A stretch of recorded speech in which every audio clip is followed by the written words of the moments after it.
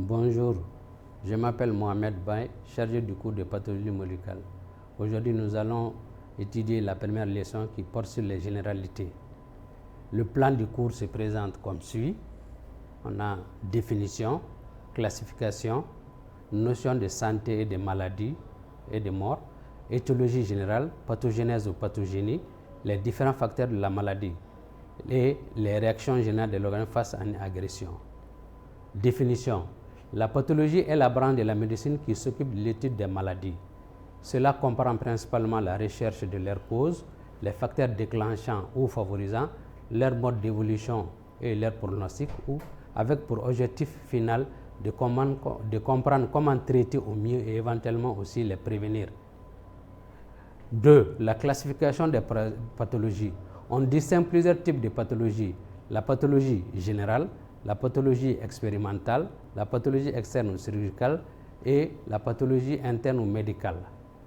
Notion de santé, de maladie et de mort. Petit a, la santé ou le bien-être animal désigne la manière dont un animal évolue dans les conditions qui l'entourent. La santé est aussi l'état de l'organisme dans lequel les structures et les fonctions correspondent et dont les systèmes régulateurs ont la capacité de maintenir la constance du milieu intérieur. Petit b, la maladie. On entend par maladie l'état morbide résultat d'une agression et des réactions de l'organisme face à cette agression. On distingue les maladies transmissibles et les maladies non transmissibles. La maladie peut être aussi clinique ou subclinique. Elle est clinique quand on a le clinicien qui peut détecter les signes d'une maladie par ses propres organes de sens, et subclinique quand elle n'est pas détectée par les seuls organes de sens du clinicien, donc on doit avoir recours à des tests de diagnostic. L'agonie. L'agonie est la période qui précède immédiatement la mort et qui est généralement marquée par une grave détérioration de toutes les fonctions vitales de l'organisme due à une atteinte du système nerveux central. La mort. La mort est la fin biologique d'un animal, d'une plante ou d'un élément biologique.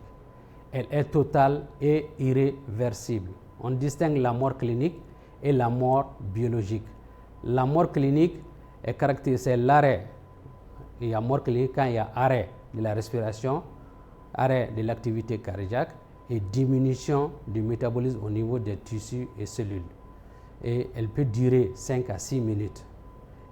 C'est un processus, la mort clinique est un processus irréversible du moins. Quant à la mort biologique, c'est un processus irréversible. Elle est caractérisée par certains signes qui sont le refroidissement du cadavre, la rigidité cadavérique, l'hypostasie et le pourrissement du cadavre. L'étiologie générale. En médecine, l'étiologie est l'étude des causes et des facteurs d'une maladie. Elle peut être générale ou spécifique. Elle est générale quand elle étudie de façon générale les causes des différents processus pathologiques. L'étiologie spéciale s'occupe des causes des maladies particulières ou isolées. Les causes des maladies peuvent être primaires ou secondaires par complication d'autres maladies. Les causes sont variées et très souvent liées aux mauvaises conditions d'entretien, d'hygiène et d'exploitation. La pathogénèse ou la pathogénie est l'étude du mécanisme par lequel agissent les causes des maladies pour déclencher l'évolution de celles-ci. Elle étudie la voie, le mécanisme, le caractère, la régularité de l'apparition et de l'évolution d'une maladie. Les facteurs de la maladie. Il existe de nombreux facteurs de maladie pouvant entraîner l'apparition d'une maladie. On distingue les facteurs biologiques, les facteurs mécaniques, les facteurs physiques et les facteurs chimiques. Les facteurs biologiques qui peuvent provoquer une maladie sont les bactéries, les virus, les protozoaires et les champignons. Une bactérie provoque une maladie infectieuse lorsqu'elle est virulente et produit une toxine. Le virus est un agent infectieux de très petite taille qui possède un seul acide nucléique et qui ne peut se répliquer qu'en parasitant obligatoirement les cellules. Les parasites provoquent des maladies appelées parasitoses.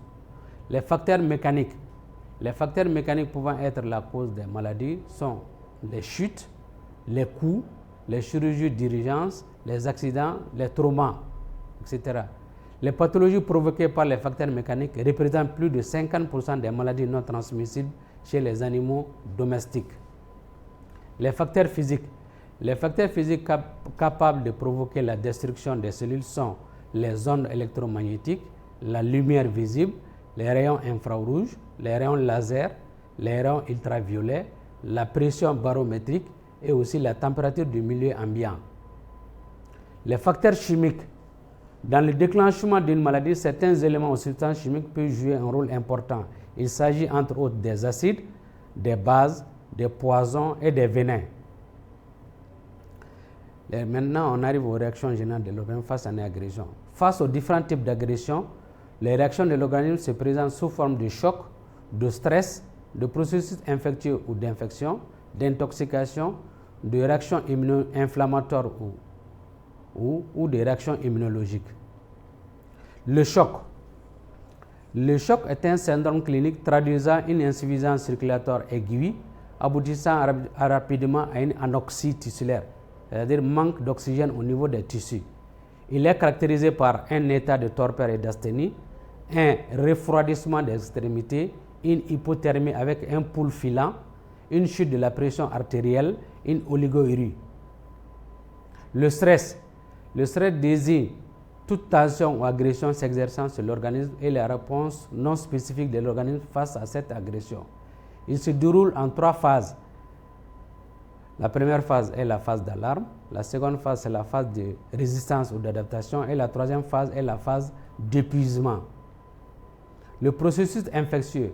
L'infection ou processus infectieux est la pénétration d'un organisme dans un organisme d'un agent étranger qui peut être une bactérie, un virus, un champignon ou un parasite, capable de s'y multiplier et d'y induire des lésions pathologiques. L'intoxication, quant à elle, est un ensemble de troubles du fonctionnement de l'organisme dû à l'absorption d'une substance étrangère dite toxique d'origine biologique, physique ou chimique. Elle peut être aiguë ou chronique. La réaction inflammatoire ou l'inflammation est l'ensemble des modifications vasculaires tissulaires produites dans un organisme par atteinte de son intégrité tissulaire. Elle peut être aiguë ou chronique. La réaction immunitaire ou immunologique. L'immunologie est l'étude de l'immunité, c'est-à-dire l'ensemble des facteurs humouraux et cellulaires qui protègent l'organisme contre une agression infectieuse ou toxique. Elle peut être naturelle ou acquise. Elle est naturelle si l'organisme naît avec, acquise s'il l'obtient au cours de son évolution. L'immunité acquise à son tour peut être active ou passive. Elle est active quand l'organisme l'obtient soit par une infection ou soit par une vaccination, et elle est passive quand l'organisme l'obtient soit par sérum, immunsérum. Merci chers élèves, à la prochaine fois.